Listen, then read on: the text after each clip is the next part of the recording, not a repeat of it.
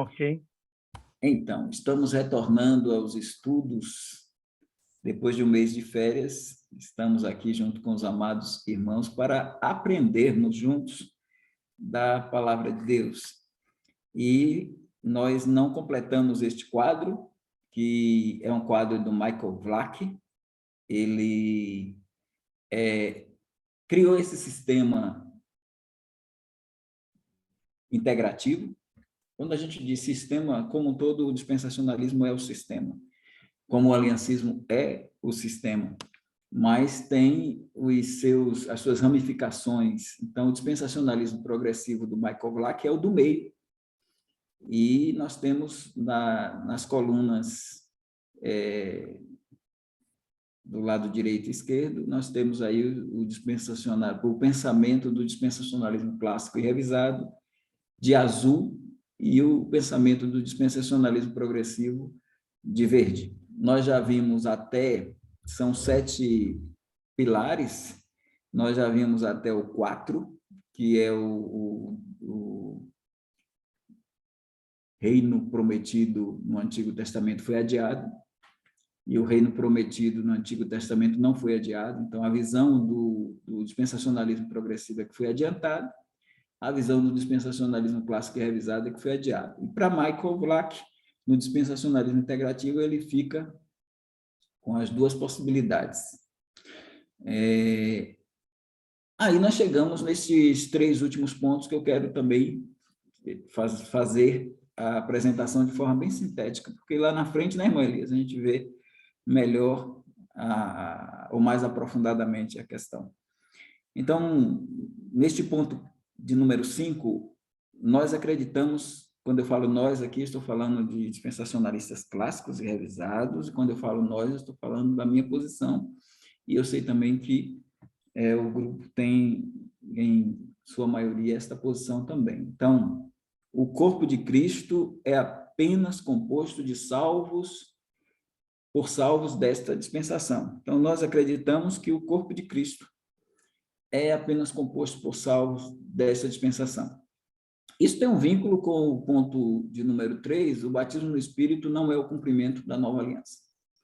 Então, quando o dispensacionalismo progressivo diz que o corpo de Cristo é formado por todos os santos ou os salvos da nova aliança, ele está admitindo que, e aí tem uma ligação com o batismo no Espírito, é um cumprimento da nova aliança.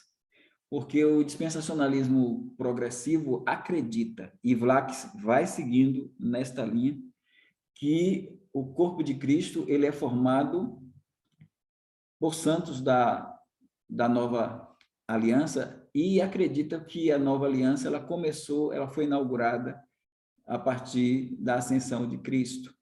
Sendo assim, Cristo foi assunto ao céu e formou o corpo de Cristo, que é a igreja, todos nós sabemos, mas o dispensacionalismo progressivo ele estica para dentro da tribulação o corpo de Cristo e também ele estica para o milênio, porque a nova aliança em si, ela, ainda para o dispensacionalismo progressivo, ela se completa de forma plena no milênio. Então, a visão deles é esta, e dentro do dispensacionalismo progressivo tem várias correntes, né, em relação ao arrebatamento. É diferente do dispensacionalismo clássico e revisado. O dispensacionalismo clássico e revisado é pré-tribulacionista.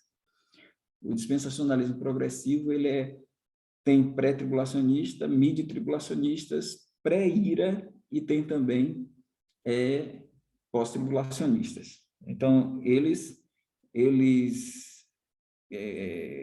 têm essa visão de que o batismo no Espírito Santo é um cumprimento da nova aliança e, por consequência, o corpo de Cristo é formado por todos os crentes da nova aliança. Nós acreditamos que o batismo no Espírito Santo ele não pertence à nova aliança, porque cremos, aí o dispensacionalista clássico e revisado acredita que a nova aliança ainda vai ser inaugurada lá no já durante o período final da tribulação, ela já começa a ser trabalhada e a inauguração é no final das 70 semanas. Então, quando terminar a 70ª semana, se estabelece, a partir do milênio, a inauguração do reino e também a inauguração da nova aliança e a inauguração da aliança davídica e a inauguração da aliança abraâmica. Então, sendo assim, se o corpo de Cristo é apenas composto por salvos desta dispensação, assim que o arrebatamento ocorrer, nós não teremos mais o corpo de Cristo sendo formado, vamos dizer assim, porque ele já se completou e ele já se formou. Automaticamente não tem condições, não teria condições de o corpo de Cristo ser composto por todos os salvos da nova aliança, porque na nova aliança também entra o Israel étnico, proveniente da finalidade das 70 semanas, que é para o teu povo e para a tua santa cidade, como nós vimos. E aí a gente faz o link com o batismo no Espírito Santo, porque conforme 1 Coríntios, capítulo 12, versículos 12 e 13, o gerúndio lá utilizado, formando um corpo, é proveniente ou consequente do batismo no Espírito Santo. É assim que é dito lá no verso de número 12 e 13, porque em um só Espírito todos nós fomos batizados, formando um corpo. Quer judeus, quer gregos, e todos temos bebido de um mesmo Espírito. Então, entendemos que a função precípua do batismo no Espírito Santo é formar o corpo igreja. Não teria cabimento, se esta é a conceituação, que o corpo de Cristo seja formado por todos os salvos da nova aliança, somente pelos salvos da igreja. No próximo ponto, não há ênfase na redenção holística. Há ênfase na redenção holística. Aí o progressivo segue, o integrativo segue ao progressivo. E o que é isso, pastor? Redenção holística é assim, a gente já falou de redenção aqui, quando nós temos duas redenções. A redenção que ocorre na conversão do salvo é a redenção do espírito. Ela é proveniente, Isaías 53, do Calvário. E tem a redenção chamada de redenção do corpo, que está lá em Romanos 8, versículos 23 e 24, que o apóstolo Paulo fala que essa redenção do corpo vai acontecer na glorificação. Quando o dispensacionalismo progressivo fala numa redenção holística, e aí nós temos no futuro, durante o milênio, o tempo da regeneração, aí nós temos, sim, uma redenção global, e essa redenção vai abranger a Terra, vai abranger os continentes, vai abranger todo o universo dentro do contexto do milênio nesta Terra. E aí nós podemos ter a agenda, eu lembro que Márcio colocou isso, é importante, antes, Márcio, volta um pouquinho ainda. Então, a gente colocou, quando eu falei Márcio, é porque Márcio abrangeu isso de forma muito inteligente, quando ele falou da questão do reino político. Então, a agenda política, civil, social do governo teocrático monárquico de Cristo, esse governo teocrático monárquico de Cristo, no futuro, do filho de Davi, esse governo, ali sim nós vamos ter uma agenda trabalhada, porque nós temos hoje o campo político, temos hoje o campo social, o campo civil, nós temos todas essas questões, mas é no milênio que nós vamos ter Cristo administrando tudo isso e nós também como governantes, dominando a terra, a igreja julgando o mundo e Israel sendo julgada pelos 12 apóstolos, conforme Mateus 19, 27 e 28, e conforme 1 Coríntios 6, versículos 2 e 3, fala que nós vamos julgar os anjos e vamos julgar também o mundo. Então, aí sim nós teremos a igreja governando e ela cumprindo sua função social, sua função civil, sua função política na Terra. Entretanto, meus irmãos, o dispensacionalismo progressivo, ele quer ele trabalhando no já, ele acha que a igreja, hoje, ela tem condições de ditar a agenda, que ela tem condições aí de trabalhar o social, o político, o civil no tempo presente. Entendemos que a nossa ética e a função da igreja, ela é social hoje? Nós temos trabalhos sociais e tudo, mas a gente não vai conseguir. Então, trazer, a igreja não vai administrar o mundo nesse contexto do já. Ela não vai ter essa condição de trazer uma justiça para a terra. Ela é sal, ela é luz, mas ela não tem condições ainda de trazer uma justiça para o mundo. E o contexto que a gente vê é um contexto de um mundo em que Paulo diz que os homens vão de mal a pior, enganando e sendo enganados. A tendência é haver uma piora, é haver uma apostasia. Então, a gente não consegue. O máximo que a gente pode ter hoje é fome e sede de justiça. Isso nós podemos ter, mas nós não temos condições de ter essa questão holística ocorrendo por agora.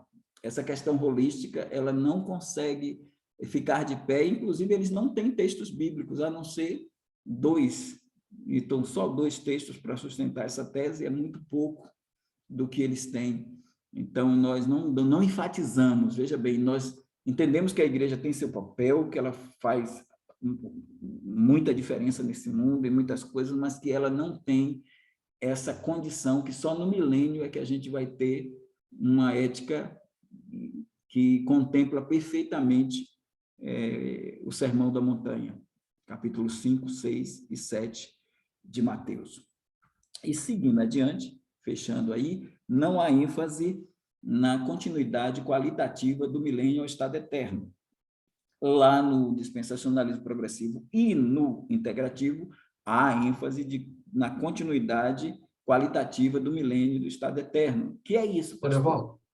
Pastor Evaldo, me permita uma partezinha rápido. Temos 2 perguntas e eu não sei se a pergunta do Márcio e a do Daniel é referente à parte, a isso, ao que foi falado já. É isso mesmo, Márcio? Aí eu entendo, pastor, que seria bom já eliminar logo essas 2 dúvidas em cima e deixar o último item para a gente fechar. Pode ser, pastor Evaldo? Pode ser? Tá bom. Então, Márcio, qual que é a sua pergunta? Acho que é o irmão Daniel primeiro, né? Pode falar do Márcio primeiro? Eu vi o Márcio primeiro e depois vi o irmão Daniel. Então, não sei se eu estou errado, mas eu vi isso também. O irmão Márcio pode perguntar primeiro. Eu estava aqui sofrendo para colocar a mãozinha ali. Eu vi que você levantou o braço até. E aí é porque estava aqui, reconhece o gesto e não estava reconhecendo, eu já estava ficando nervoso com isso aqui. Coloca na tela, Márcio, a tela, a menos que você precise do quadro, mas coloca a tela toda. Não precisa do quadro, não. A pergunta é simples. Quando a gente está falando aqui de diferença de salvos, né? Devido à dispensação, o que é parte do corpo de Cristo, o que não é parte do corpo de Cristo, isso faz alguma diferença, no meu modo de entender nesse instante, faz alguma diferença apenas até o fim dos tempos na Terra. Ou seja, quando chegar no estado eterno, quem não foi salvo já está condenado no lago de fogo e eliminado pela eternidade. E os salvos, não importam se eles são do Velho Testamento, da conterrâneo de Jesus, de agora, da tribulação, do milênio, não importa. Estes salvos do estado eterno, como o pastor Evaldo chama, não terão distinção nenhuma, ou há alguma distinção declarada na palavra? Porque tudo isso que a gente está estudando aqui, para mim, o objetivo é sempre de Deus. Foi declarado em Gênesis 3, que é a salvação ou a solução do problema do pecado. Adoradores que o adorem em espírito e em verdade. Então, só existem 2 categorias no meu modo de entender: salvos e não salvos. Não importa se eles são judeus, gentios, de hoje, do passado ou do futuro. Então, lá no estado eterno, existe alguma suspeita, alguma indicação, algum indício de que há distinção, ou todas essas distinções que nós estamos falando aqui, elas são apenas válidas e para algum tipo de entendimento até o final do milênio e o fim dos nossos tempos aqui? Porque eu não consigo enxergar isso, se é corpo de Cristo, se é do passado, se foi no período da graça. Eu não consigo enxergar essa distinção quando eu olho o plano num todo. Existem, no meu entendimento, existe salvo e não salvo. Todos pela fé no Cristo, que haveria de vir, que veio, que estava, mas sempre olhando para o Messias, né, que esmagaria a cabeça da serpente. O meu modo de pensar, ele está errado? Tem alguma coisa que eu precise avaliar com relação a isso? Pronto. O que é que nós vamos colocar aqui? Deus é um ser sapientíssimo. Ele traçou um plano. Ele tem um projeto. O seu plano é maravilhoso e sublime. O apóstolo Paulo, ele canta esse plano em Romanos 11, de 33 a 36. Até onde essa pergunta muito, muito interessante de Márcio nos leva. Quando a gente chega ao estado eterno, Deus será tudo em todos. Aí resolve a questão do estado eterno, mas para o seu plano, que vai abranger a dispensação da plenitude dos tempos, que é a do milênio, então, para projetarmos-nos no campo do governo de Cristo sobre esta terra, ele tem algumas questões hierárquicas que precisam ser pontuadas. Daí, essa distinção de corpo de Cristo, porque no campo que o irmão Márcio coloca, do campo do perdido e do salvo, a escatologia ela não se debruça sobre a soteriologia. Então, nós não nos debruçamos na soteriologia. Essa questão de salvo e perdido está definida. Claro que vai para o campo da escatologia, porque vai chegar lá no juízo final, vai chegar lá na condenação do perdido, vai chegar nos julgamentos de Cristo para com a igreja, para com Israel e por aí vai. Mas quando você tem o próprio Jesus falando em Mateus 11:11, dentre os nascidos de mulher, não houve alguém maior que João Batista, mas o menor no reino dos céus é maior que ele está estabelecendo uma hierarquia aí que vai. De João Batista para trás, ele é o maior. Daqui para frente, com a igreja, que é a esposa, por isso João se coloca como o amigo do esposo. Então, essa esposa, ela tem uma posição diferenciada. E essa esposa, ou seja, os crentes da igreja, são maiores do que João Batista. E João Batista é maior do que os crentes do Antigo Testamento. Governo. É o que eu falei. Então, no milênio, não estou falando de estado eterno. Então, no milênio de Cristo, ele tem 12 apóstolos, ele vai dizer lá, Pedro, lá em Mateus 19:28, ele vai dizer, vós que me seguiste, quando na regeneração o Filho do Homem se assentar sobre o trono de sua glória, vos assentarei sobre 12 tronos para julgar as 12 tribos de Israel. Então, tem aí um governo para as tribos de Israel. Isaías chama de restituição dos juízes. Então, não mais Baraque, Sansão, Jefté, mas agora Pedro, Paulo, Mateus, esses apóstolos, com Matias, vão governar as tribos de Israel no milênio. E a igreja vai governar o mundo. Nós seremos governadores do mundo no milênio. Então, para esse plano de Deus, que é perfeito, funcionar bem, Márcio, há essa necessidade dessas distinções, e a igreja aparece como corpo de Cristo, porque ela é rainha, e sendo rainha, esposa, é o que diz lá em Apocalipse, capítulo 1, Deus vos constituiu reinos e sacerdócio.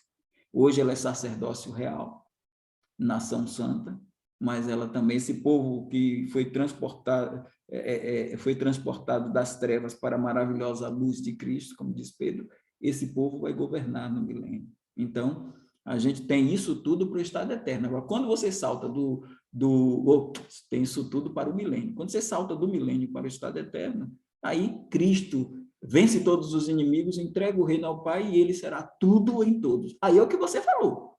Nessa base aí, não tem distinção nenhuma, porque a gente já está no estado eterno. Aí nós não vemos nenhuma distinção, nenhuma diferença.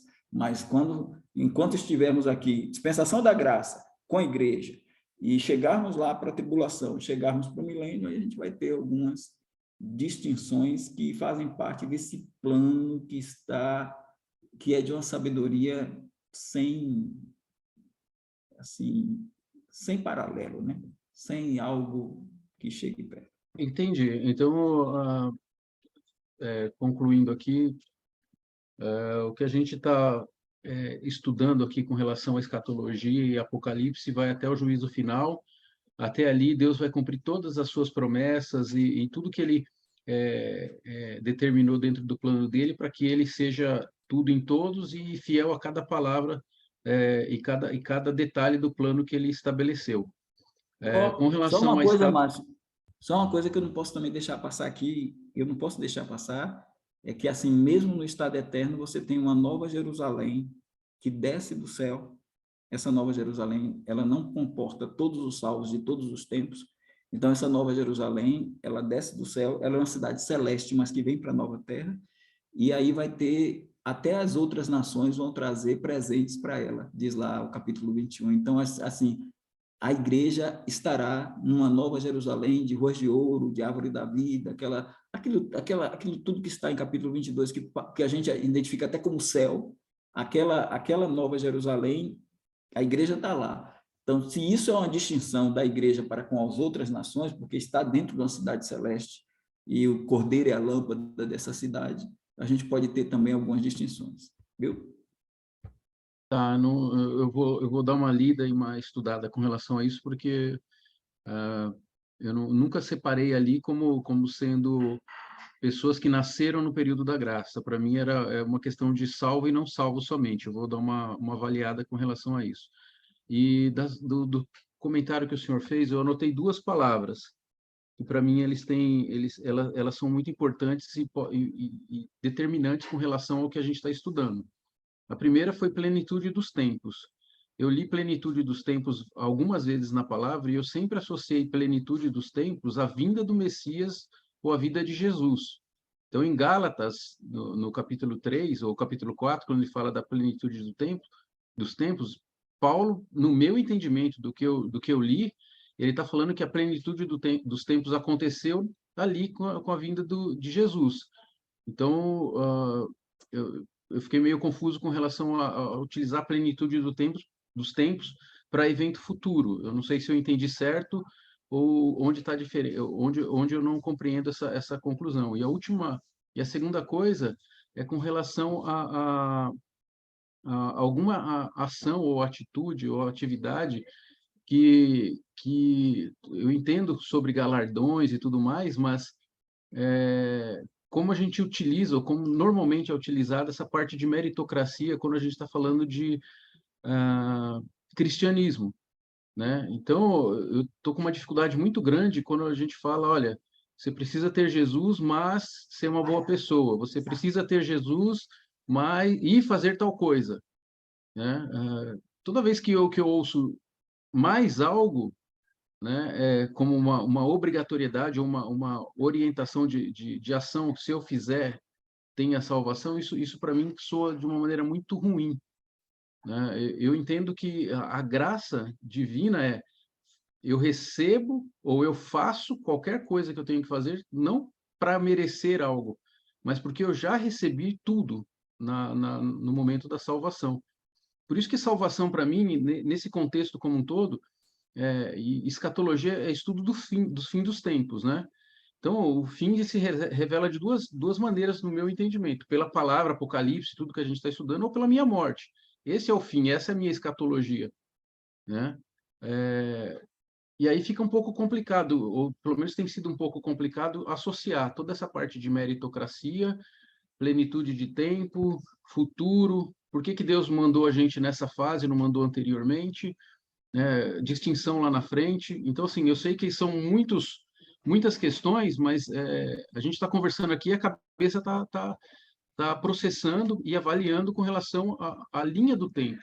Eu não quero distinguir, eu saber os detalhes do plano de Deus, mas ele deixou revelado exatamente qual foi o problema e qual é a solução. E é isso que eu tenho pensado nesses últimos dias, né? E avaliado muitos e pensado muito sobre graça. Enfim, era isso.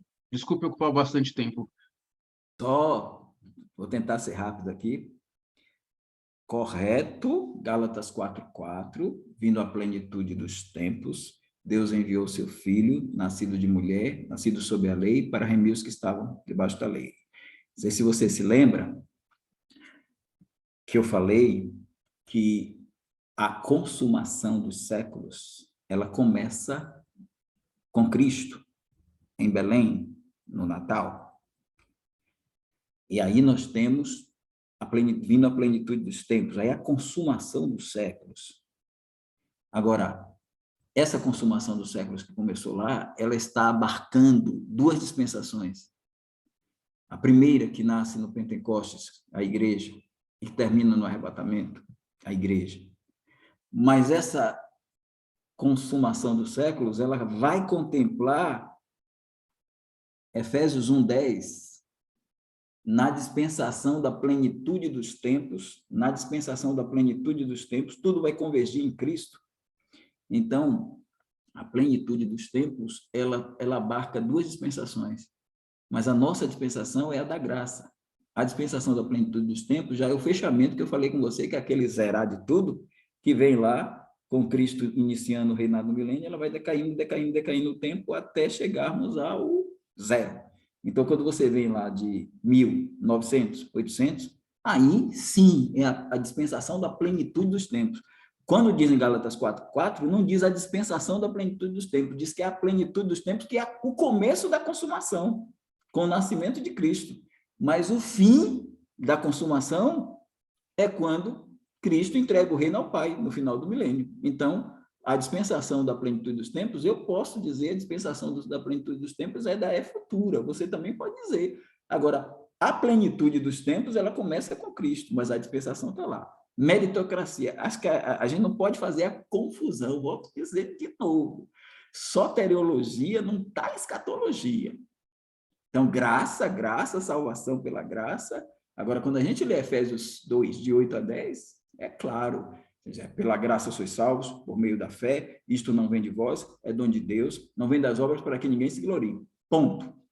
Aí é a salvação. Agora, quando a gente vai para o verso 10, porque somos feitura sua, criados em Cristo Jesus, para as boas obras, as quais ele preparou para que andássemos nela. Aí tem meritocracia, porque vai ter 1 Coríntios 3, vai ter o Bema, vai ter o tribunal de Cristo, e vai ter lá, a pedra é Cristo, o fundamento é Cristo, eu não posso colocar sobre outro fundamento além de Cristo, mas aqui, Márcio, Evaldo, Elias, Daniel vai produzir ouro, prata e pedras preciosas, meritocracia, galardão.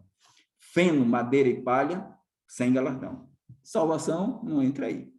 Você já é salvo, é graça, é graça, é graça. Agora, o que você produzir é muito diferente se o Márcio que se converteu, que está aí na trilhando a vida cristã, é o ladrão da cruz. Ainda hoje estarás comigo no paraíso. É só graça ali. Mas Márcio é graça, mas tem mais alguma coisa, porque ele precisa produzir, precisa trabalhar, e Deus precisa, e Jesus vai recompensar. É isso. Então, a gente tem que, no global, a gente tem que saber distinguir o que é graça, salvação, perdição, justiça, e o que é o Deus que é tão benevolente que resolveu dizer, vou te salvar, mas ainda vou te recompensar. Vou ainda te dar salário. Ainda vou pagar para você. É isso. Viu? Obrigado, pastor. Só concluindo, concordo contigo, pastor. E eu li um texto na semana passada no qual diz que Jesus não foi, a comparação assim, ele não só nos tirou da escravidão, como ele, naquele momento, ele nos deu uma medalha de honra ao mérito, quando ele nos faz adoção de filhos. Então, assim, graça tem sido um grande mistério que eu tenho tido o privilégio e o prazer de estudar um pouco, né? Então, só para deixar claro, a meritocracia com relação a galardão, níveis, essas coisas, eu acredito que ela está associada não ao que eu faço, mas o porquê eu faço. Se eu faço para ganhar isso, eu não sei se tem qualquer tipo de valor, para mim é palha e feno, né? Essas boas obras. Agora, se eu faço porque eu recebi a graça, muda completamente o ponto de vista. Eu faço o que faço por conta que Jesus já me salvou e não tem nada que eu possa fazer que vai melhorar ou mudar essa condição, né? Então, eu já sou adotado como herdeiro de Cristo, né? Deus vai me enxergar através da obra de Jesus, não da minha obra. Então, é só essa observação para concluir o meu raciocínio com relação à graça e meritocracia. Ok. Irmão Daniel, depois o primo. Ok. Irmão Márcio, por favor, pode colocar o quadro para nós aí? Era uma pergunta do quadro. Obrigado, irmão. Então, o pastor Evaldo, aqui onde o pastor diz, não há ênfase na redenção holística, não há ênfase na continuidade qualitativa do milênio ao estado eterno. O meu pedido seria para entender a palavra redenção holística. É que... Márcio, pode pôr a tela de novo, por favor? Pode deixar aí, por enquanto. Não, tudo bem. Melhor, eu gosto de todo mundo. Tá certo, é todo bom mundo. para a gente ver. Não, não precisa não, Márcio. Pode deixar aberto. Pastor Evaldo, você manda. Você falou que era para pôr a tela está aqui. O Elias é só coadjuvante nessa Porque o história. Elias pediu, mas é porque está aí, ó, ele pediu essa questão aí. Então, assim, redenção holística, irmão, porque tanto os aliancistas quanto... O aliancista, assim, o aliancista, ele olha para todas as rodas da história, a questão da filosofia da história. A história é o homem dentro do tempo. Então, quando se fala para eles, para os aliancistas, o fim da história é a redenção humana em Cristo. É a redenção do salvo em Cristo. É uma expressão alemã que traz a ideia da história sagrada, Heilsgeschichte, que é a questão, essa ideia da história sagrada, né? E, então, para nós, a gente prefere olhar para a doxologia, a glória de Deus, até o que Márcio falou há pouco, né? Quando ele falou, eu resumiria, para encaixar a graça, só nisso. Quer comais, quer bebais, ou façais outra coisa qualquer, fazei tudo para a glória de Deus. Então, o fim para a gente, o fim da história é a glória de Deus. E aí entra a graça, entra a salvação, entra tudo, tal como no conjunto, mas a graça é a glória de Deus.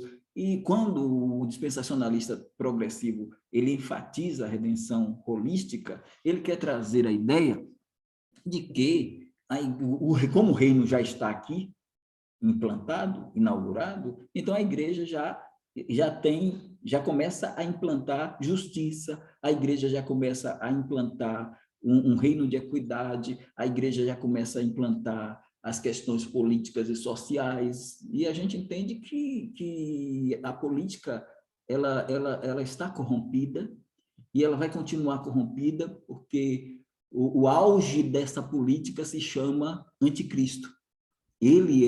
Começou lá com Noé, o governo humano, ele ganha o auge da corrupção, o auge da malignidade. Então, esse homem que tenta chegar a ultrapassar o patamar chamado, que é o nosso patamar, é o nosso alvo, Deus. E ele tenta, porque é o número do homem, é o 6. E aí ele vem 6, 6, 6, mas ele não chegará a 7. 7, 7, 7, que é o número de Deus. Então, só vai chegar nesse 7, 7, 7 quando Jesus governar. Aí sai. Então, para a gente, estamos caminhando, mesmo com toda a força da igreja, com todo o seu ser sal, o seu ser luz do mundo, o seu ser sal da terra, ela vai conseguir trabalhar uma ética dela, mas ela não vai conseguir atingir essa redenção holística. Agora, no campo político mundial, tanto no âmbito social, quanto no âmbito político, quanto no âmbito cultural, quanto no âmbito espiritual, nós não vamos ter. Agora, quando Jesus Cristo chegar e reinar com a igreja, aí nós teremos uma redenção plena, holística. Então, eles enfatizam agora a redenção holística. Nós não enfatizamos. Agora, essa questão da ênfase na continuidade qualitativa do milênio para o estado eterno, a gente não vê. Lembra das relações de continuidade, João Daniel, descontinuidade? Sim, sim. Então, Sim, sim. o dispensacionalista progressivo quer ver continuidade do milênio para o estado eterno. Por isso que eles têm a dispensação sionica, que é dividida em duas partes. Primeira parte, milênio, segunda parte, estado eterno. A gente não tem isso aqui. Essa continuidade, a gente tem uma ruptura para nós. Para nós tem descontinuidade. Então, quando entrar a nova terra e o novo céu, foi descontinuidade e não continuidade do milênio. Então, o milênio veio aqui e encerrou a plenitude dos tempos. E agora a gente vai para outra dimensão, chamada estado eterno. Então, a gente não vê, então não há ênfase na continuidade qualitativa do milênio para o estado eterno. Com eles há ênfase, e com o Michael Vlach também, ênfase na continuidade, porque Michael Vlach crê em 8 dispensação e acha também que o estado eterno é dispensação. O pessoal dispensacionalismo progressivo acha que é dispensação. A gente não acha. A gente acha que não houve continuidade, houve uma ruptura com a chegada do novo céu e nova terra. É Ok. isso. Obrigado, professor. Muito obrigado. Perfeito, perfeito. Pastor Evaldo, dá para o senhor pedir para o Márcio, por favor, para o Márcio colocar a tela toda? Primo, sua vez, primo. Aí, a primeira é o comentário da pergunta do sobrinho aí, que o pastor Evaldo, ao responder, colocou muito bem que nosso estudo, ele não está voltado para a soteriologia. Então, não entendendo isso, né, pode-se fazer uma confusão no que está sendo estudado, porque nosso objetivo é entender, né, que o plano de Deus, e tem sido colocado essas posições nesse quadro de alguns entendimentos que alguns estudiosos aceitam, né? Então, não está ligado, nós estamos estudando aqui ou tratando a questão da soteriologia. Talvez isso possa confundir um pouco até a colocação que o Márcio fez, pelo menos o que eu entendi aqui. Então, é preciso entender muito bem isso, porque não só essa questão, mas algumas outras que eu tenho acompanhado, o sobrinho ele volta para a questão da salvação, né? E aí talvez onde cause talvez umas dúvidas, pelo menos no que eu estou entendendo. Agora, quanto à questão do quadro, eu que tenho uma pergunta. Pode voltar ao quadro, por favor, de novo? Porque está voltado o quadro aí. Esse Então, quadro está fazendo sucesso, viu, está velho? fazendo. A minha pergunta é a seguinte: a posição aqui do Blatt, Jesus não está no trono da vida. Ele segue o tradicional, né? Agora, quanto aqui a questão da ênfase da redenção holística, ele vai para o progressivo. Não é uma contradição isso?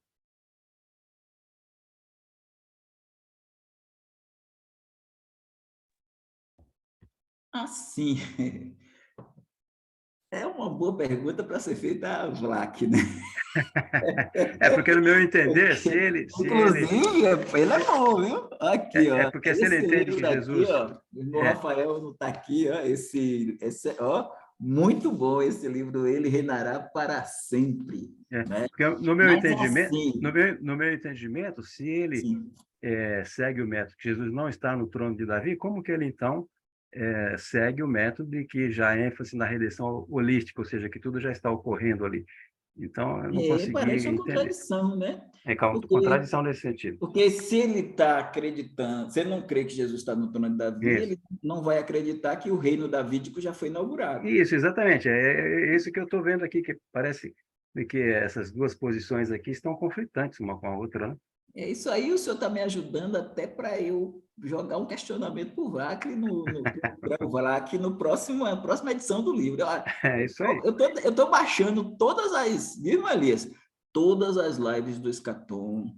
Eu ainda vou olhar todas elas, estou baixando, porque as anotações de Márcio, as anotações de irmã Cristina, e o que a gente tem ouvido aí de vocês, irmão Cristiano, quando pontuou alguma coisa, eu estou pegando tudo que eu estava falando ontem no seminário para os meninos, eu digo, esse livro vai para 1000 páginas, porque a gente tem muita coisa aí que a gente vai mexer. E esse questionamento seu, eu vou registrar, porque isso aí eu vou questionar o dispensacionalismo do VLAC.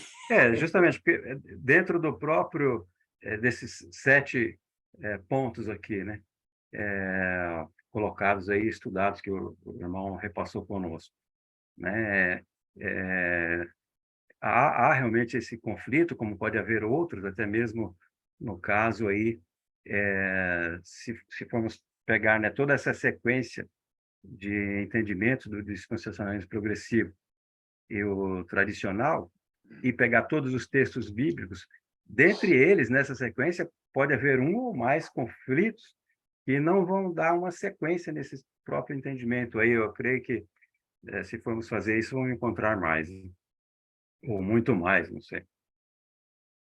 Ok, obrigado, primo. O pastor Ulisses levantou a mão. Pastor, pode falar. Sim. Só uma questão Pastor, de ordem rapidinho aqui, ó. Só uma questão de ordem Eu não vi você, rapidinho. Márcio, desculpa. Não, é que assim, até onde eu entendo, soteriologia tá aqui no. Eu estou com o livro e as minhas anotações, eu tenho vários pontos que eu falo sobre soteriologia, que é a doutrina da salvação. E quando a gente está falando de continuidade, descontinuidade e desse quadro, ela está presente ou ela não está presente? Eu estou entendendo tudo errado? Porque do jeito que foi colocado aqui, parece que eu estou entendendo errado. Não, Márcio. Nas relações de continuidade e descontinuidade, a gente colocou lá, acho que você vai lembrar que, em relação à salvação, é continuidade. A salvação em todas as dispensações, a salvação está lá. O que eu quero dizer, quando a gente aborda a escatologia no campo futurístico, a gente não pode puxar a soteriologia. E acho que é isso que o irmão Almir está colocando, que na hora que você coloca assim, essa questão do mérito e tal, isso vai para o campo escatológico, porque galardão é escatologia. Salvação não é escatologia, no sentido de que nós já temos a redenção. Agora, se eu olho para a redenção do corpo, aí essa redenção número 2 do corpo, ela é escatológica, mas não é salvação. A redenção do corpo é uma consequência do que aconteceu comigo e contigo quando aceitamos Cristo. Então, o que a gente quer colocar é o seguinte, na hora que eu aceito Cristo, graça está aí e a salvação está aí. Agora, é a mesma coisa a questão da lei. Nós somos criticados, os dispensacionalistas são criticados de serem antinomistas, de ser contra a lei. Só que a lei não entra nesse campo. A questão é que na relação de continuidade e descontinuidade, que a gente teve aquele capítulo justamente para nos dar compreensão. Aí, Exato. Quando você vai para a lei não está dentro do campo escatológico, nós não somos contra a lei. Agora, a gente sabe que a lei de Cristo substitui a lei de Moisés. Isso está no campo de continuidade e descontinuidade. Agora, continuidade e descontinuidade não abrange a questão escatológica somente, abrange também a questão soteriológica, na continuidade e descontinuidade. Agora, no uso do Antigo Testamento pelo Novo. Agora, quando a gente vai para as profecias e vai para a escatologia, a gente tem que, se a gente conseguir puxar a soteriologia para cá, a gente vai entender melhor o campo, porque a escatologia ela vai se debruçar mais na eclesiologia e na própria escatologia. Está entendendo, Márcio? Não na soteriologia. Agora, com certeza, você vai encontrar muita coisa de soteriologia no livro, mas a gente faz essa distinção. Exatamente, mas é por isso que eu estou colocando. No próprio livro está relacionando a soteriologia no conceito de continuidade e descontinuidade, no conceito de presente e de futuro. Né? Eu tenho lido e me preparado para os estudos aqui. E me pareceu que não tem nada a ver. Não, tem tudo a ver. O objetivo é esse. A causa de tudo isso de todo esse plano é o pecado. Então não dá para separar uma coisa da outra. Isso aqui é uma visão de como a coisa vai acontecer. Mas o objeto, o objetivo e o motivo disso tudo é o pecado, né? Ou a redenção do pecado. Então eu não consigo separar essas coisas, embora elas não sejam a mesma coisa. Elas estão encapsuladas, mas não dá para separar, né? No meu ponto de vista, me perdoe. Ok. Pastor Ulisses, só um pouquinho, porque acho que pela ordem aí, o primo vai refutar alguma coisa, ou quer talvez dizer alguma coisa em cima do que o Márcio falou, então já se fala, tá, pastor? Então, primo, pode falar aí. Tá bom, é justamente sobre o mesmo assunto, porque a ênfase, né, do nosso estudo está voltada, né, para a questão de nós, né, como já cristãos, como salvos, estudando um plano divino, um plano de Deus, de acordo com as Escrituras e com como alguns estudiosos entendem, né? Então, essa classificação de dispensacionalismo. Agora, eu não posso voltar para a questão, né? Colocar a questão dos ímpios aí, de salvação, se não é, se já, o objetivo principal é aceitar a Cristo, pregar o Evangelho para salvação de perdidos, a questão do pecado. Nós não estamos tratando disso. Nós estamos estudando um plano, né? E tudo isso relacionado com o pecado, com a nossa salvação, é um outro campo. Então, por isso que muitas vezes eu vejo que as questões voltam para esse lado. Por isso que eu disse que a salvação é um outro estudo específico que até a gente tem relacionado aí, né, para futuramente estudar sobre a questão da soteriologia, mas que muitas vezes as perguntas são mais voltadas para essa questão. Por isso que eu fiz a colocação que o pastor Evaldo já tinha, né, respondido, que não é realmente a ênfase, não é a soteriologia. Ok, primo, ok. Antes de passar, de ver a pergunta do pastor Ulisses, eu queria dar uma boa noite, um pouco tardio, à irmã Raquel, que ela entrou um pouquinho depois e a gente, aqui no auge, aqui acabou passando, tá bom, irmã? Seja muito bem-vinda, prazer em tê-la novamente, tá bom, irmã? Seja bem-vinda, boa noite aí, viu? Boa noite, muito obrigada. Imagina, imagina. Pastor Ulisses. Bom, irmãos, pastor Evaldo, aí talvez para a nova edição sua, o irmão tem ouvido falar principalmente aqui no Brasil, se falando um novo termo para o progressivo? Para o dispensacionalismo progressivo, né? Antônio Neto, por exemplo, tem sugerido, né, um novo termo para eles. Já ouviu algo, pastor? O senhor tem aí, porque o Antônio Neto, eu coloco no livro, ele chega até a sugerir a mudança, a criação de uma denominação, né? Ele até para uma denominação que ele diz que no seminário que ele estudou, os professores gostavam de se intitular da Escola do LED. O dispensacionalismo progressivo se parece muito com o pré-milenismo histórico, e aí poderia ser chamado até de um pré-milenismo futurista. Ele cogita essas coisas, mas eu não sei, não vi ultimamente se ele deu alguma sugestão. Se o senhor tem, pode passar aí. Isso. Num podcast, né, ele fez com alguns outros, e defendendo, né, aí, o progressivo. Então, ele fala, olha, aqui no Brasil eu tenho sugerido, né, e provavelmente, né, novos escritores aí que vão surgir, devam acrescentar isso em seus livros, né? Talvez mudar o termo, né?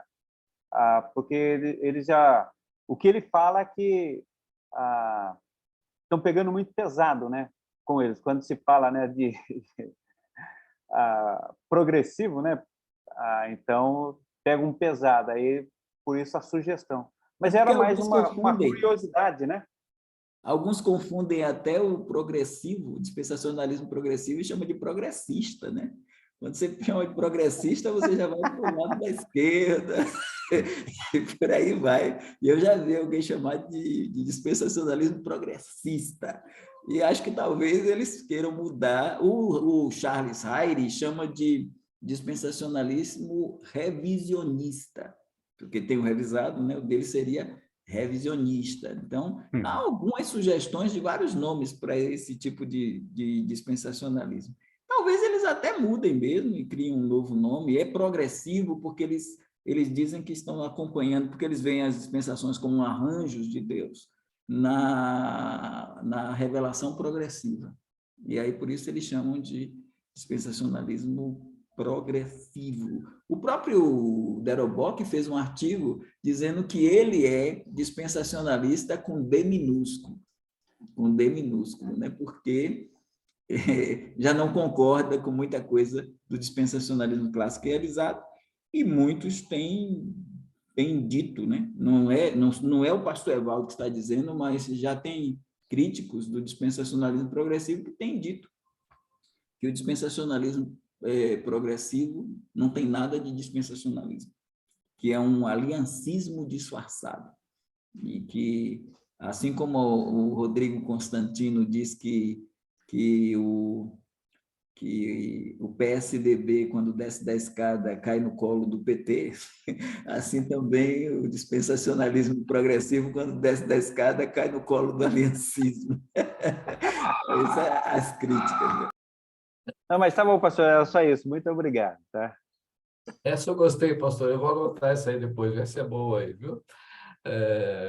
Pode seguir, pastor Evaldo, por favor.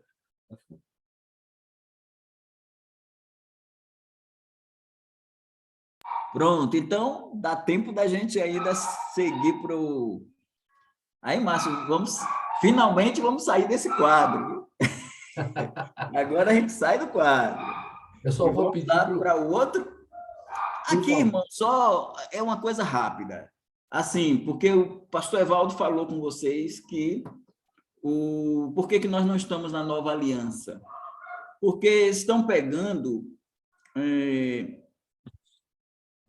Estão dizendo que a nova aliança foi inaugurada com Jesus sendo assunto ao céu, isso o dispensacionalismo progressivo diz, porque, irmãos, tem alguns aspectos da nova aliança que estão na igreja, isso a gente não nega. Agora, não são... Eu só queria mostrar para os irmãos, isso aqui não é um quadro que eu fiz, isso aí é o Thomas Tronco. Pastor Thomas Tronco é da igreja do pastor Marcos Granconato, ele é co-pastor da Igreja Batista Redenção, do pastor Marcos Granconato. Acho que os irmãos conhecem o pastor Marcos Granconato, ele aparece aí com muitos estudos maravilhosos, né? Então, o Thomas Tronco, ele fez uma lista e tem os versículos, os irmãos vão ter esse slide lá, podem baixar. Então, aqui, irmãos, a gente tem 14 promessas para a nova aliança. Então, vamos lá. Destinatários da nova aliança, Israel e Judá. A nova aliança, ela é feita... Aí você tem os versículos aí. Vários versículos de Jeremias, de Ezequiel, de Joel, e aí dizendo que a nova aliança Deus está estabelecendo com a casa de Israel e com a casa de Judá. 2, o cumprimento incondicional das alianças. Então, isso aí é um outro dado, que os aliancistas não aceitam. Para os aliancistas, a nova aliança, ela é condicional. Depois nós vamos mostrar, quando estudarmos as alianças, que ela é incondicional. 3, cumprimento futuro, circunstâncias permanentes que ainda não ocorreram. Então, isso a gente não vê nos dias da igreja. E aí tem os versículos aí, cumprimento futuro dessa nova aliança. Restauração espiritual de Israel. Arrependimento, conversão, purificação e fidelidade. Restauração espiritual de Israel. Quando a gente fala restauração espiritual, é porque Israel estava no caminho e se desviou. Israel é a mulher divorciada de Cristo. A igreja é a noiva imaculada, virgem, irrepreensível de Cristo. Então, tem a diferença. Paulo fala da igreja como noiva virgem, imaculada. incontaminada. Israel, não. Israel é uma mulher que está divorciada de Cristo e que, na tribulação, ele começa a reatar, a aniquilar o divórcio. Então, tem restauração. Lembra dos apóstolos, lá em Atos 1,6? Restaurarás tu neste tempo o rei na Israel? Então, é o tempo de restauração e restauração de Israel. Então, quando você tem arrependimento, conversão e purificação para nós aí falando de salvação, Márcio, então, para nós, não é, para nós é uma conversão, é um arrependimento, mas não tem essa questão de restauração espiritual, se a gente olhar nesse campo de que Israel estava no caminho e se desviou. A gente não, era perdido mesmo, caído, e Deus foi lá e resgatou. A habitação do Espírito Santo, está aí Ezequiel, Joel, aí sim, habitação do Espírito Santo, para nós, habitação do Espírito Santo para Israel, só que com uma diferença. Na habitação do Espírito Santo para nós, tem um elemento que eu dou como diferencial.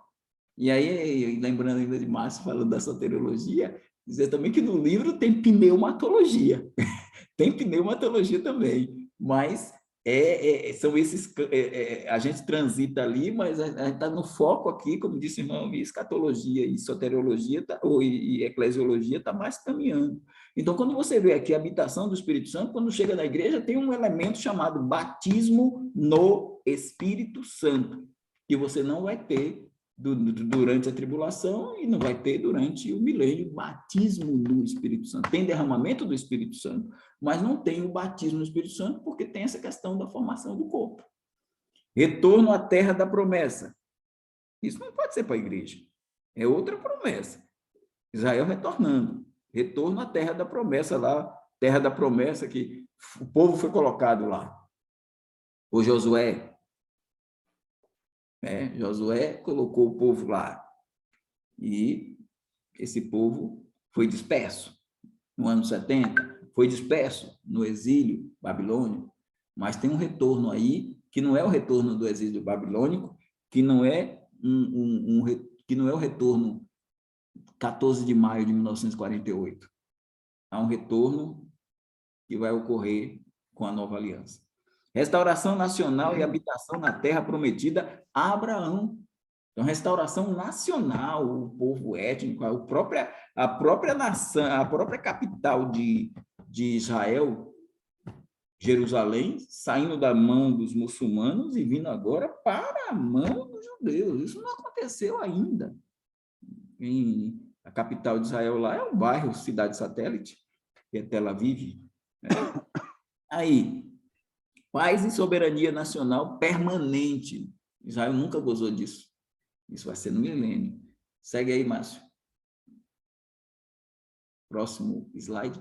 Louvor e alegria produzidos por Deus. Mas isso é louvor e alegria produzido por Deus para Israel dentro do contexto da nova aliança. Reinado do reino davídico, o reinado do rei davídico, o Messias.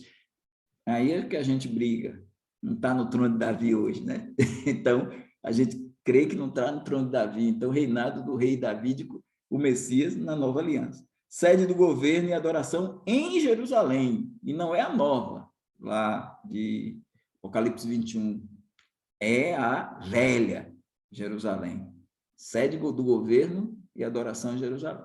Reino marcado pela efetivação da justiça, trazer a justiça eterna. Aí você lê Isaías 11 e você vê essa marca de justiça. E nos Salmos de Sião, que a gente tem um capítulo, o Rei dos Salmos e os Salmos do Rei. E os Salmos de Sião vai efetivar essa justiça para a nova aliança. Aí agora um outro dado maravilhoso. Reconstrução do templo. Porque o templo ele foi destruído no ano 70. O segundo templo. Ele foi destruído no ano 70. E por que ele não está de pé? Por que o que está lá em Israel é o Muro das Lamentações? E está lá o Muro das Lamentações. Isso aqui, irmãos, é na Nova Aliança. Isso aqui é na Nova Aliança. Está aqui, Ezequiel 27, 26 a 28, Jeremias 33. É na Nova Aliança. E por que não está? Porque a igreja está aqui. A igreja nasceu no espaço do templo, do segundo templo, que foi destruído no ano 70. Ela nasceu lá, no cenáculo. Os 120 estavam lá no cenáculo, na festa de Pentecostes. E quase 3.000 judeus se converteram. Mas o que Estevão no capítulo 6 e 7, o que Pedro e o que Paulo, nos discursos dos três, eles fizeram questão de dizer, pontuar lá que Davi não fez o templo, e aí vem Natã e traz a aliança davídica, em 2 Samuel 7, para Davi. Homem de sangue não construiu o templo. Quem construiu o primeiro templo? Salomão. E Israel é o povo do templo. Como os muçulmanos também têm seu templo, o Domo da Rocha lá, como a Igreja Católica tem seu templo, o Vaticano. Igrejas aliancistas fazem até catedrais. Fazem catedrais. Mas vocês notaram que as igrejas não aliancistas não se voltam para catedrais? Sabe por quê? Porque a gente entendeu que na dispensação da graça, o templo somos nós. Deus não habita em templos feitos pela mão do homem. Habitou no tabernáculo lá rodante. Habitou lá no primeiro templo. E disse, agora eu estarei aqui. Houve a Shekinah. E aí o sumo sacerdote ia, desde o tabernáculo, uma vez por ano, no Yom Kippur, e aí queimava os incensos, sacrificava os bodes. Mas quando a igreja nasceu, apesar de ter nascido dentro do templo, do segundo templo, a igreja se conscientizou de que o templo, os nossos templos, irmãos, são modelos de sinagogas, oriundos lá do exílio, e foram criadas na Babilônia, e as castas de fariseus, saduceus, herodianos e outros. E aí, os modelos de nossas igrejas são sinagogais. Os nossos templos são modelos de sinagoga, não é o templo que Deus determinou para Salomão fazer, e depois Neemias e Esdras fez, e Herodes o Idumeu reformou. Mas por quê? Enquanto a igreja estiver na terra, não tem templo. Israel não constrói. Foi destruído no ano 70 porque o judaísmo foi substituído pelo cristianismo. O judaísmo morreu na cruz com as suas leis. E o cristianismo nasceu no Pentecostes. O judaísmo morreu na cruz, o cristianismo nasceu no Pentecostes. O judaísmo, com os seus sábados e os seus mandamentos, ele foi sepultado, o véu foi rasgado lá, quando Cristo morreu, e o judaísmo foi sepultado no ano 70. Agora, enquanto a igreja estiver aqui, o templo não é construído. Mas quando a igreja sair daqui, o templo vai ser construído e o anticristo vai botar a porca lá. A porca que eu digo é a imagem da besta, que Antíoco Epifânio colocou a abominação da desolação lá. E a imagem da besta vai ser colocada pelo falso profeta. É isso que Jesus diz, quando diz que a abominação da desolação, de que falou o profeta Daniel, está no lugar santo. Pode ser até o próprio anticristo também, que vai sentar lá no templo de Deus, como diz 2 Tessalonicenses 2, Paulo diz, e ele se assentará no templo de Deus, querendo parecer Deus, e se voltará contra tudo que é objeto de culto, ou seja, ele se voltará contra Deus e tudo que se chama Deus, e aí ele vai querer ser adorado. Mas depois ele vai ser derrotado, e o templo vai funcionar no milênio, Ezequiel 40 a 48. O templo, guarda de sábado, sacrifícios, mas tudo isso de uma forma simbólica, é o que está em Ezequiel, e não aconteceu com o povo de Israel através dos tempos, e está projetado. Então, isso aqui é nova aliança. Ok, eu paro aqui, irmão Elias, porque... Ok. Pastor, deu um teaserzinho rápido, né? Eu já... primeiro o pastor Ulisses, depois o primo, e em cima do tempo eu queria comentar uma coisinha só depois por último, tá bom? Então, pastor Ulisses, o primo, primeiro pastor Ulisses. O pastor Evaldo, a hora que o senhor estava falando lá de Israel, né, se divorciou de Jesus, não seria Deus, Porque normalmente a gente liga, desculpe, quando eu falo Deus, não que Jesus não é Deus, mas a primeira pessoa da Trindade, porque o texto que a gente tem, né, é Deus se divorciando de Israel. Essa restauração não seria de restauração propriamente dito com Deus? A gente entende que é Jesus Cristo porque ele é o parente remidor.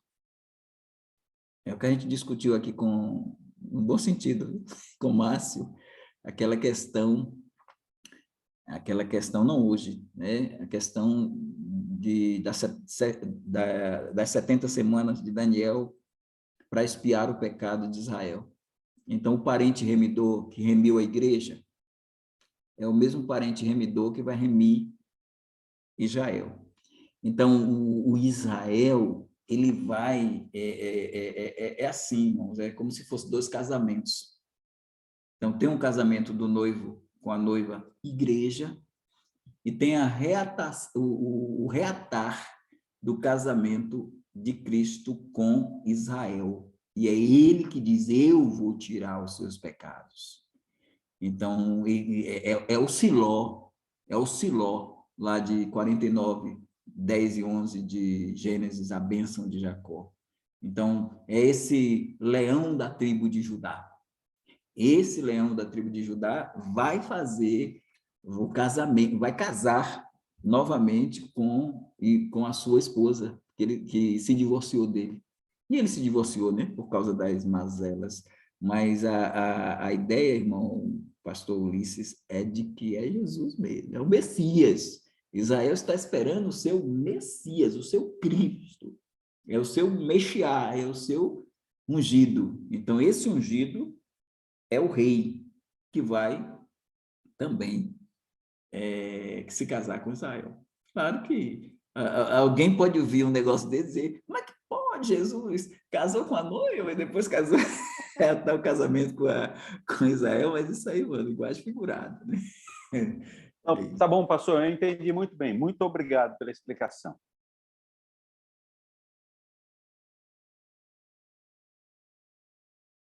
Primo, sua vez, primo.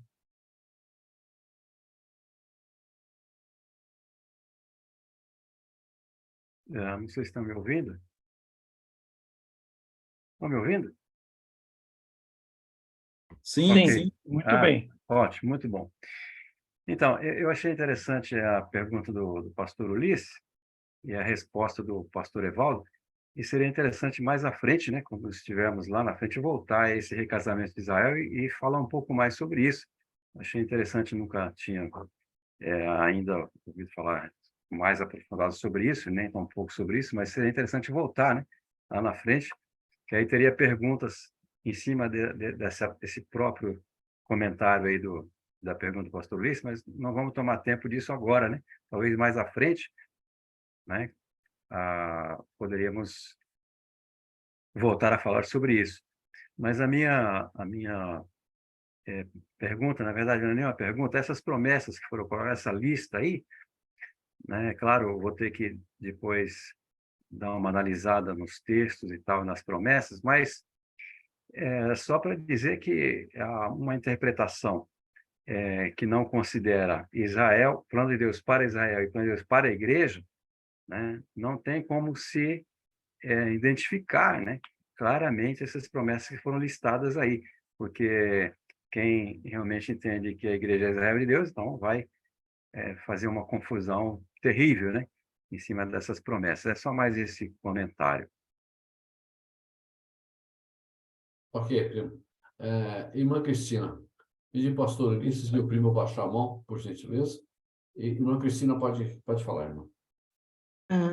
Então, é quase a mesma coisa que o pastor Ulisses falou, porque em Oséias, Deus usa bem claro a figura do pastor Oséias, falando dele, de Israel ter deixado ele, ter se prostituído, e ele vai e ama uma mulher, e ele vai, compra ela de novo, e põe o nome nos filhos, depois ele restaura tudo, então a gente fica na mesma posição do pastor Ulisses ali, né? Aí é Deus falando, dá a impressão que é assim, né? Deus tem uma esposa, o filho tem uma esposa, agora precisa achar uma esposa para o Espírito Santo também. Não, não é isso. Porque vai ficar um solteiro ali, não vai dar certo, né? Não, não é isso. Eu entendo assim, né? Eu entendi perfeitamente que é uma unidade de propósito que a gente não consegue entender claramente, né? Totalmente. Mas eu gosto muito, eu estou estudando o livro de Oséias, é maravilhoso, né? O amor de Deus é incondicional e acabou. Ele fala, eu amo Israel porque eu escolhi e acabou. Pronto, e vai fazer, e vai chegar, e pronto. Eu amo essas coisas. Muito obrigada. Então, Gilma, eu só queria fazer um pequeno comentário, pastor Evaldo, Sim, sim.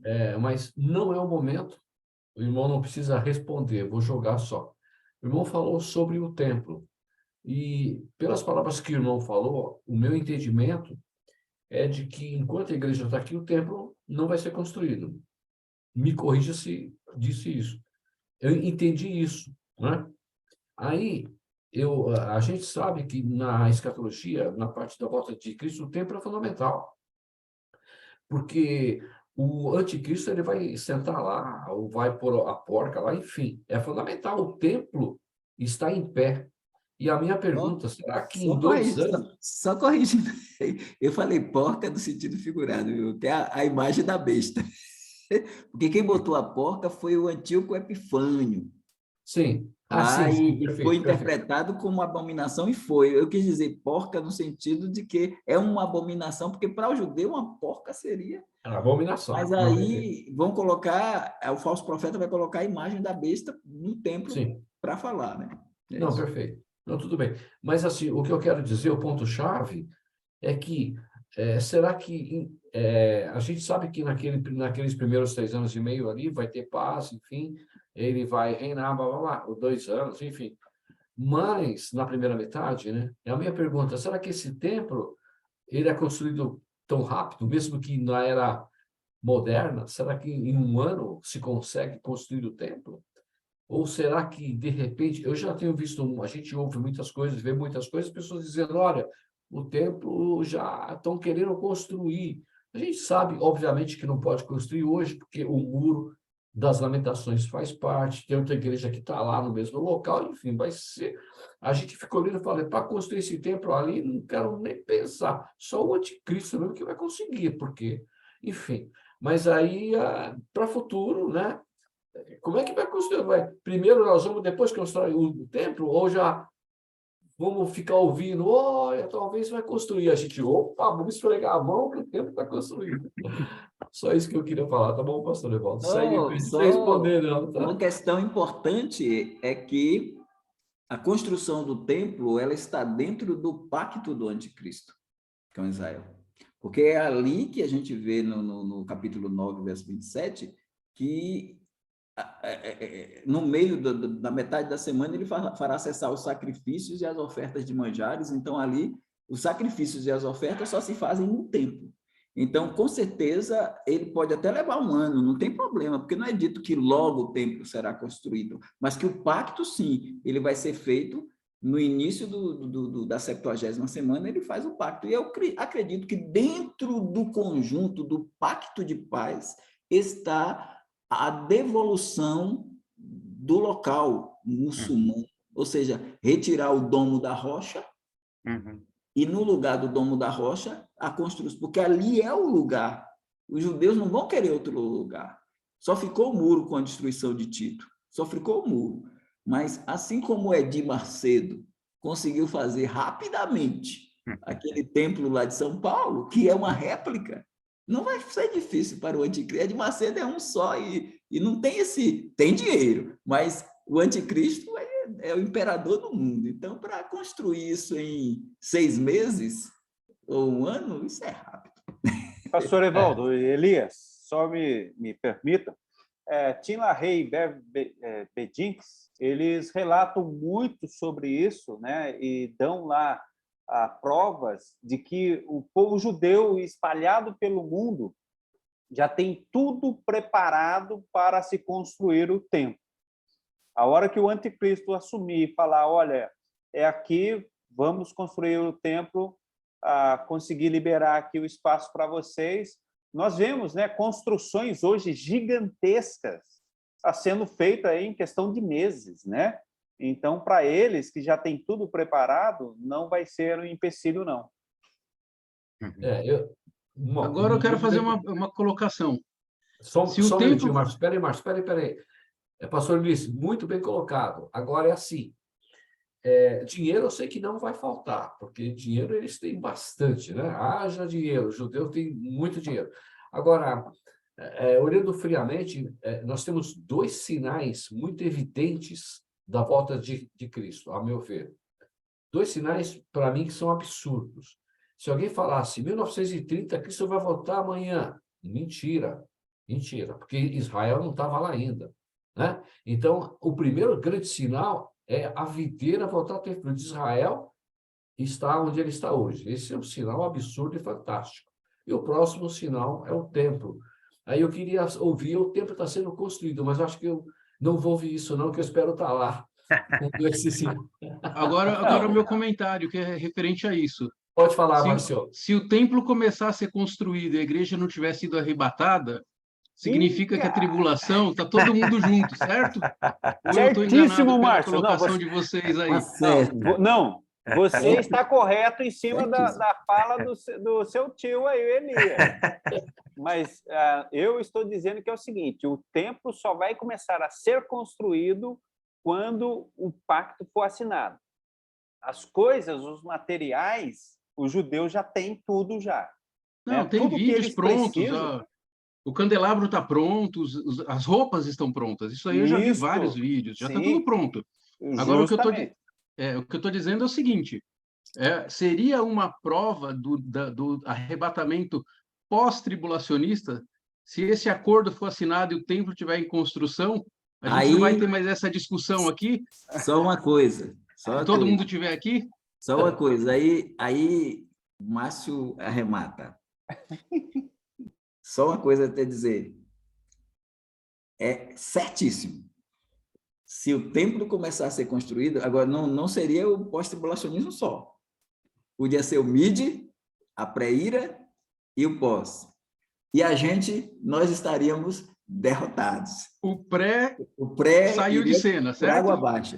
Então, a nossa argumentação é: o templo só vai ser construído quando a igreja for arrebatada. Ou seja, melhor dizendo, pastor Ulisses, quando o pacto for feito. Se nesse pacto, se o anticristo assinar o pacto e a igreja estiver aqui, aí a gente vai estar aqui dizendo: olha, irmãos, erramos, Márcio está certo, e a gente prossegue aí a vida. Se preparem para 7 anos de muita dificuldade. E não teria Deus ajude! E não teria nenhum problema com a nossa salvação, né? Não.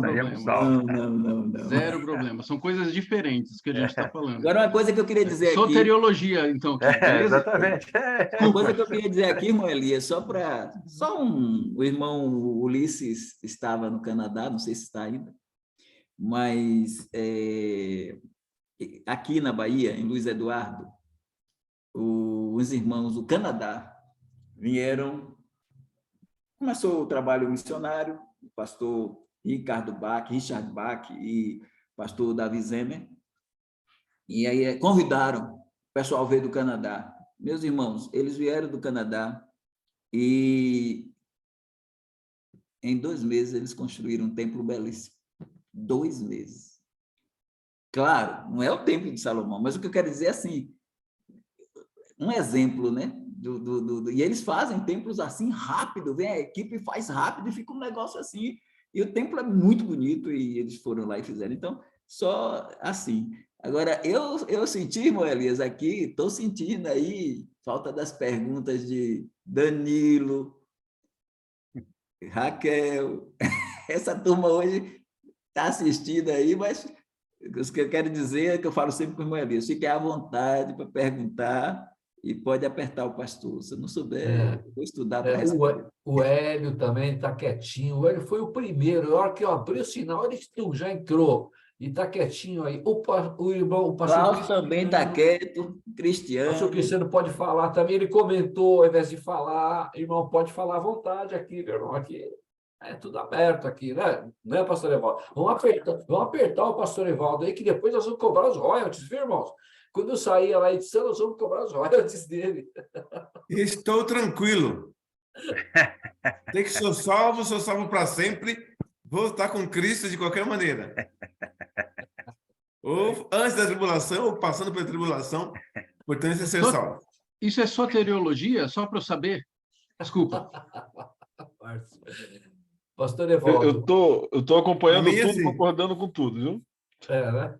Ah, tá bom, irmão Klaus. O irmão Klaus também está bastante quietinho. O pastor Lorival hoje também está quieto aí. Mas então nós não seremos salvos da ira caso percorra aí a tribulação, a igreja passando pela tribulação. Há tantos textos dizendo que nós não estaremos debaixo da ira. Que coisa é isso?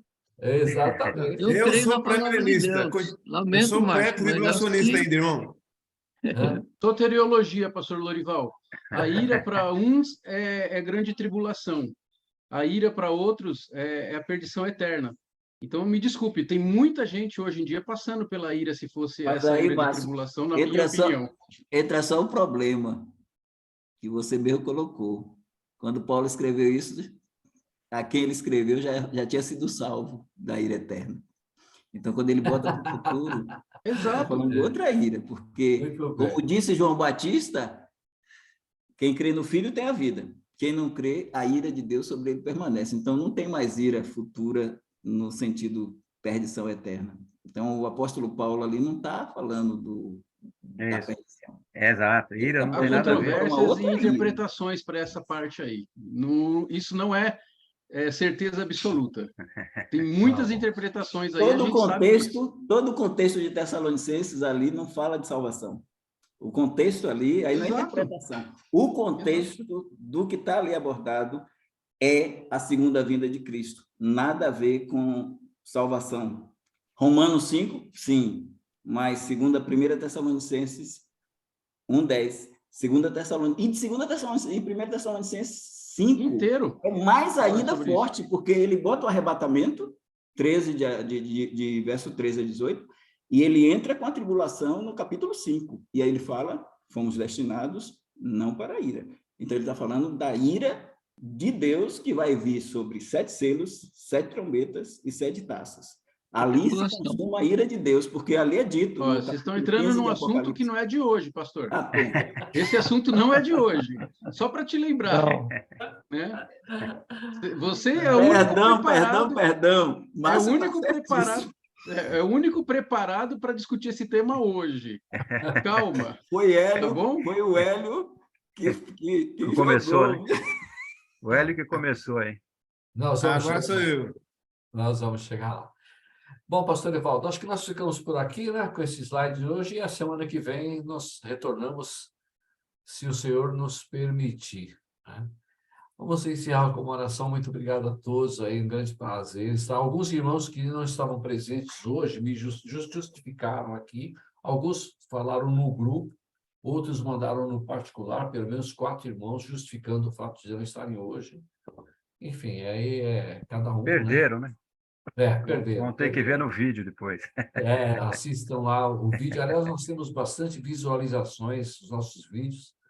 E eu não sei se consigo subir ainda hoje, mas se não subir hoje, amanhã, com certeza, durante o dia, o nosso vídeo está lá. E eu avisei lá, eu coloquei, nós mudamos a nomenclatura do grupo, a gente colocou Escatom, os fins dos tempos, né? Então, se você só colocar essa frase na busca do YouTube, você vai achar logo de cara os nossos vídeos. Pode falar, pastor Evaldo, por favor. Eu só queria dizer aos irmãos que é uma satisfação estar aqui de volta. E, se Deus quiser, eu sempre estarei aqui 10 para as 10. Eu já fiz meus cálculos lá, viu, Márcio? E aí estou colocando assim, estou evitando que perguntem para poder concluir, que eu estou lá com o Apocalipse, viu? Mas tudo Apocalipse. Mas outra coisa, dizer aos irmãos, se tiver alguma crítica em relação à condução do trabalho, como a gente está trabalhando, no sentido de que alguma coisa que os irmãos queiram pontuar, fiquem à vontade, viu? Podem pontuar no particular, podem pontuar com o irmão Elias, a gente conversa, porque aqui nós estamos abertos a críticas e corrigir qualquer coisa que não esteja do agrado de todos, né, irmão Elias? Com certeza. Ô, pastor Evaldo, só faço um pedido aí para o senhor. Manda no grupo para a gente esse endereço aí do YouTube do pastor, acho que Thomas Tronco. Eu estou tentando copiar ele para colocar lá, mas está em imagem, né?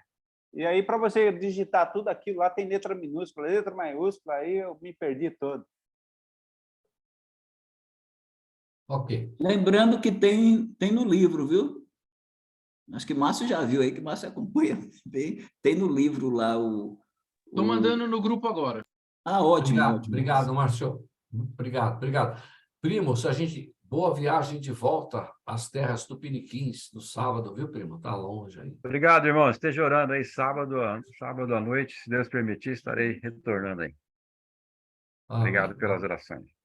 Tenham todos uma noite abençoada. Eu vou pedir para o pastor Lourival, por favor, amado, poderia nos despedir com uma oração, pastor Lourival, por favor.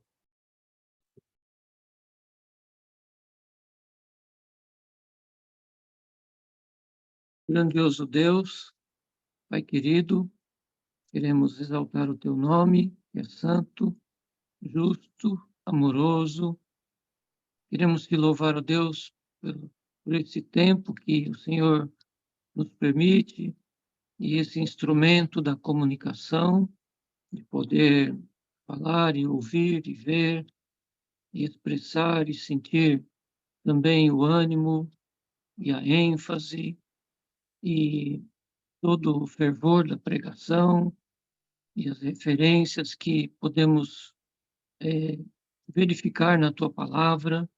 São todos os recursos, ó Deus, abençoados, maravilhosos, ao qual o Senhor nos permite dispor e nos valer para aprender mais acerca da tua palavra, pelo ministério do teu Espírito que habita em nós, nos preparando assim para o futuro, para o presente também, ó Deus, compreendendo o passado e, meio a tudo isso, Senhor, que realmente o teu nome seja glorificado, a tua pessoa, a tua obra, e usa as nossas vidas para o teu louvor, para que possamos compartilhar essas verdades, esses fatos, e ajuda-nos a ter convicção para poder, com segurança, ensinar a outros que precisam dessa orientação. Te louvamos mais uma vez pela vida do pastor Evaldo, para quem nós pedimos a Deus saúde, vigor e orientação do Senhor sempre, para que ele consiga dar conta dos seus compromissos, que são muitos na área didática. Que o Senhor o abençoe e nos ajude que possamos tê-lo sempre aqui conosco para nos ensinar. Amém. Te agradecemos, pedindo uma boa noite para nosso descanso, pedindo que o Senhor nos ajude a refletir e nos alegrar com tudo que temos contemplado através desse estudo. Obrigado, Senhor, te louvamos em nome de Jesus. Amém. Amém. Amém. Amém. Amém. Boa noite a todos. Boa noite, gente. irmãos. Boa noite. Deus Boa abençoe. noite, vocês, mais uma vez. Tchau, Abraço. pessoal. Muito Deus bom. abençoe. E fique em Grazie. oração aí para não começar a construir o templo, hein? Certo. Amém. Valeu, um Daí. abraço. Tchau.